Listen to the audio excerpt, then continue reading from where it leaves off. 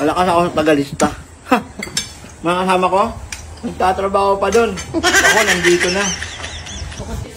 Ay, nagugutom na ako. Gutom na ako. Oh! Parang may bisita ka yata. Bisita? Sumami yata sa kapitbahay mo. Wala naman akong bisita ngayon ah. Nagdumo kami. Yun, nakita ko eh. Tingnan mo Saan? dito.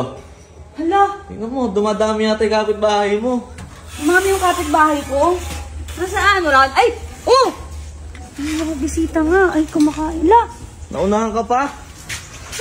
Oy, kapitbahay, kain na! Kain tayo! Kain na, kapitbahay!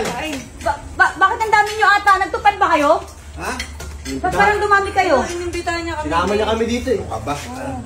Sabi niya masarap daw yung pagkain nila dito. May kakainan daw kami malapit dito. Mga malapit lang. Di ba masarap naman yung pagkain, di ba? Oo. Bakit ganun? Sa inyo, masarap ang pagkain. Dumami yung kapitbahay ko. Nagsama ka pa.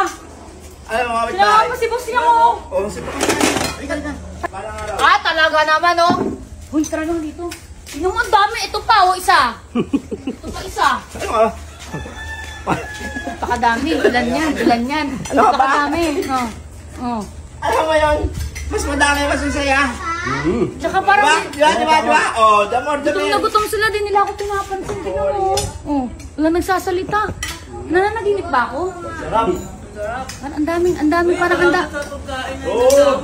Kumain na kayo. Uy, naman ang daming papoy. Sabi niya, inandaan niya daw to para sa amin. Sa amin yan, may bisita kami darating mamaya eh. Sabi mo sa ikaw, nagluto. May pakasyo doon.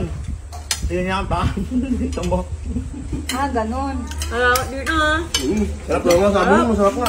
Sabi niya eh. Ito ko yun.